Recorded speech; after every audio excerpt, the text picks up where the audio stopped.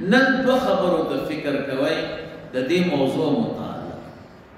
یو خبره دا ده چې د اولیاء کې مراتب شته او د هر ولی او د بزرگ د دعا او د وظیفې او د منصب خپل مرتبه.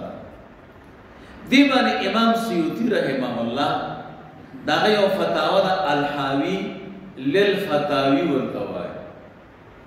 زمونږ طالبان الحاوی للفتاوا وایي. دا د کتاب نوم نه دی.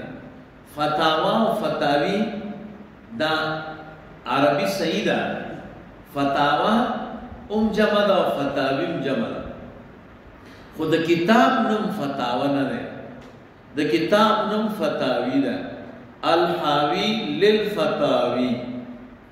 پاغی کې امام سیوطی رحمه الله د اولیاء په مراتب بحث کوي او ډېر روایت راوړي دي. ناغی کې بدرتا دا درې روایت وګورئ.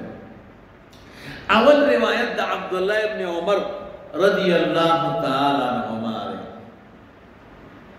هغه فرمایي قال رسول الله صلی الله علیه وسلم. رسول الله مبارک صلی الله علیه وسلم فرمایي ان الله عز وجل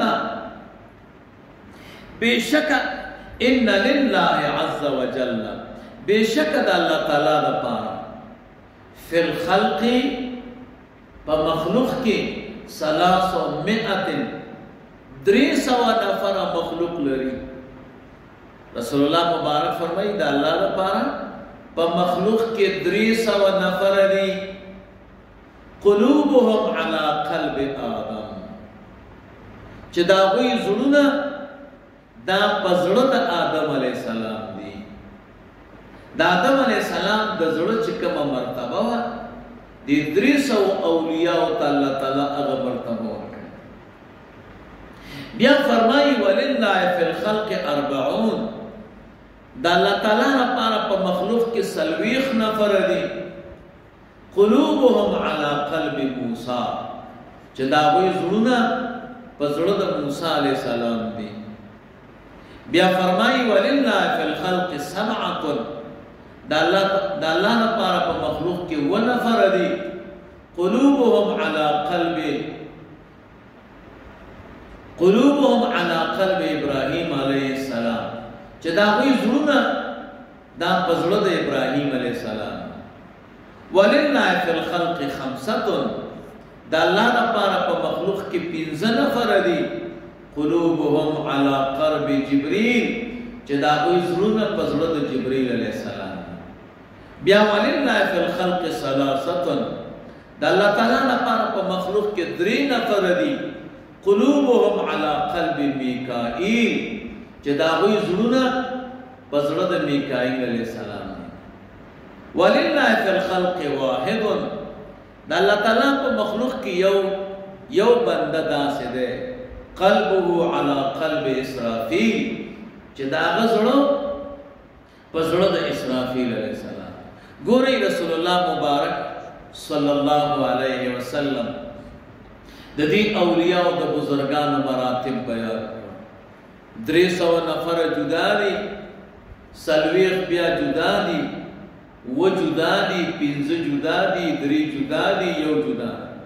دې ځای امام سیوطی رحمه الله فرمایي وای معلومیږي دا چې د اولیاء په منځ کې د مراتب فرق شته. ټول اولیاء په یو مرتبه کې نه دي. د چا مرتبه لوړه ده او د چا ټیټه ده. دویم نمبر روایت د حضرت انس رضی الله تعالی عنہ.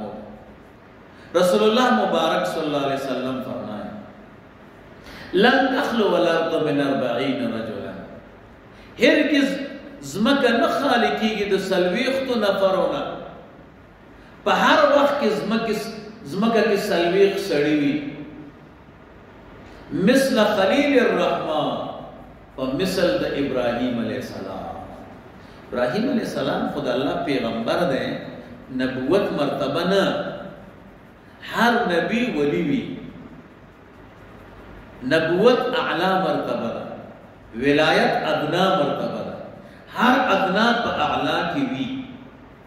نه په ولایت د ابراهیم علیه السلام السلام کې وی یسقون بهم دی مخلوق ته چې الله تعالی دا اوبه ورکوي بارانونه پې کوي دا د دې څلوېښتو نفرو د خاطر وبهم ينصرون او د دوی په خاطر الله تعالی د مخلوق امداد کوي دا چې څه ګوري دا د اولیاو د بزرګانو د وجود د برکته دا پروګرام روان دی چې زمونږ استاد او اعمال خو مونږ او تاسو ته معلوم دا حدیث د انس رضی الله تعالی عنہ علامه حسبی رحمه الله مجمع الزوائد کې ذکر کړو بیا وایي و اسناده حسن سند حسن دی نو د دې حدیث نم هغه مراتب د اولیاء معلومي دریم روایت د بیهقی دی رسول الله مبارک صلی الله علیه وسلم فرمایي ان ابدال امتی زما د امت ابدال لم يدخل الجنه باعمال دی جنت ته په سبب د اعمالو نه داخليږي ولكن انما دخلوها دا ابدال چې جنت ته ځي برحمت الله وسخاوه الانفس دا الله تعالی پر رحمت داخليږي او د نفس په سخاوت باندې وسلامت الصدور او د سینې په سلامتیا باندې نګور په دې حدیث کې د ابدال او تذکرہ راغلی تاسو ته نمونه نوي نور روایت نشته چې دا غینه د اولیاء د مراتبو معلومات کېږي نو اولیاء کې مراتب شته مقصد دا اوله